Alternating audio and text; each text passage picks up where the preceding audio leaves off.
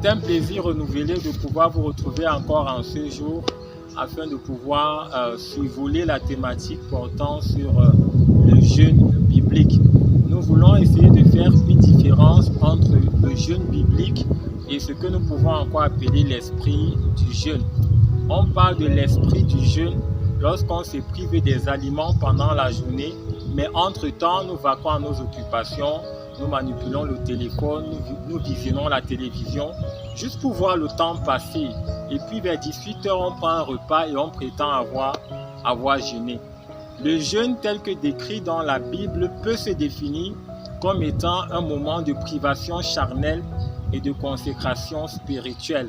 Lorsqu'on parle de privation charnelle, on fait évidemment référence à une privation d'ordre alimentaire, mais aussi à une abstinence relative aux désirs physiologiques tels que la sexualité.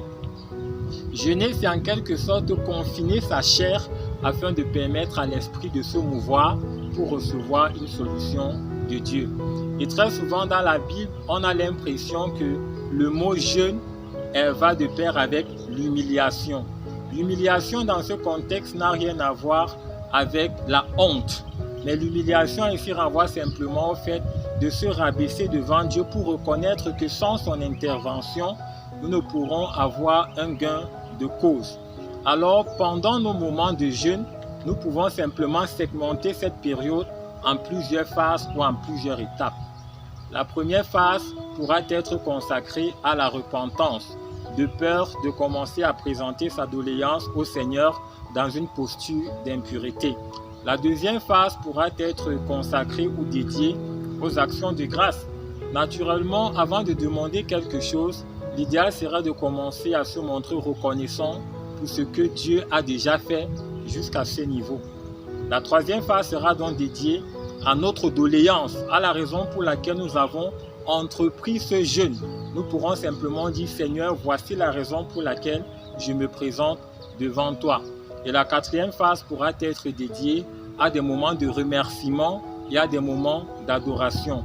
Nous remercions Dieu par la foi parce que nous croyons que notre requête a été reçue. Et nous l'adorons parce que l'adoration, c'est une façon d'invoquer Dieu afin qu'il puisse se mouvoir par sa présence et par son esprit, afin de nous transmettre des éléments de réponse.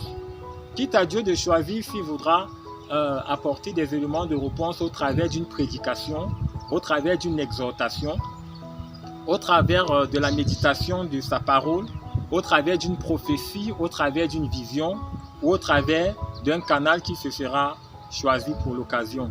Et bien évidemment, il existe plusieurs catégories de jeûnes. Et chaque type de jeûne peut se soumettre à des principes différents l'un de l'autre. Nous allons juste essayer d'énumérer quelques types de jeûnes. Nous pouvons énumérer le jeûne de consécration et le jeûne de recommandation. C'est un jeûne qu'on entreprend lorsqu'on veut recommander ce qu'on entreprend faire à Dieu. Par exemple, Esdras, chapitre 9, le verset 21, il entreprenait faire un voyage. Alors il a fait recours à la présence, à la protection de Dieu, afin que le Seigneur puisse lui accorder du succès dans le voyage qu'il avait entrepris. Deuxièmement, nous pourrons parler du jeûne de repentance. Et nous pouvons nous référer à cet effet aux habitants de Ninive. Après la prédication du prophète Jonas, ils ont publié un jeûne de repentance afin de recevoir le pardon de Dieu et pour que le châtiment qui pesait sur eux soit également balayé. Troisièmement, nous pouvons mentionner le jeûne de riposte. C'est le livre d'Esther qui nous le révèle. Lorsque Esther, ou par le canal de Mardochée, s'est rendu compte qu'une menace de mort planait sur son peuple, Esther a entrepris de faire un jeûne afin de provoquer un retournement des situations. Voilà pourquoi on parle d'un jeûne de riposte. Entre-temps, Mardochée et tout le peuple qui se trouvait de ce côté du monde à cette époque avaient plutôt entrepris un jeûne d'intercession. Ils jeûnaient au même moment, sans se conformer au même principe, sans présenter la même doléance. Pendant qu'Esther était en train de jeûner pour provoquer un retournement des situations, le peuple de Dieu était en train de jeûner et d'intercéder pour que l'intention ou l'objectif de la reine Esther soit agréé par Dieu. On pourra aussi citer le jeûne d'accumulation d'énergie spirituelle. On parle d'accumulation d'énergie spirituelle lorsqu'on prend un moment de jeûne avec pour objectif de recevoir de Dieu sa puissance, de recevoir de lui sa présence, de recevoir de Dieu son onction, afin de pouvoir opérer une dimension surnaturelle encore un peu plus élevée.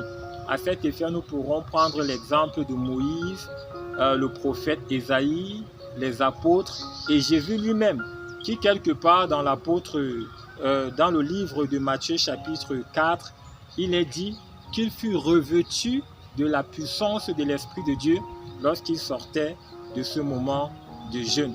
Donc, voilà quelques exemples de jeûnes que nous pouvons répertorier dans la Bible qui se soumettent à des principes différents l'un de l'autre.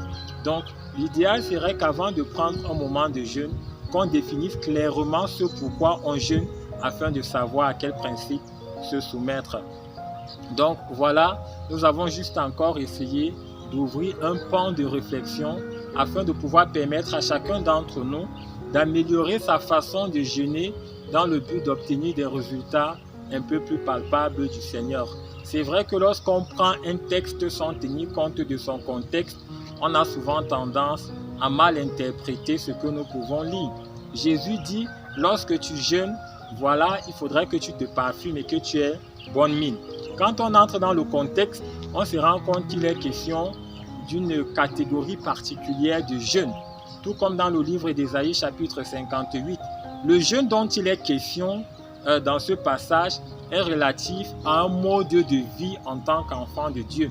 Mais lorsqu'on veut, par exemple, s'engager dans un jeûne d'accumulation d'énergie spirituelle, dans un jeûne de riposte et peut-être même dans un jeûne d'intercession, on se trouvera dans l'obligation de s'isoler afin de pouvoir rester focalisé dans la présence de Dieu, espérant recevoir quelque chose de lui en retour. Donc nous allons nous arrêter là pour aujourd'hui, priant que le Seigneur vous conduise encore dans ce moment de méditation. À très bientôt dans un autre numéro. Soyez bénis au nom de Jésus. Amen.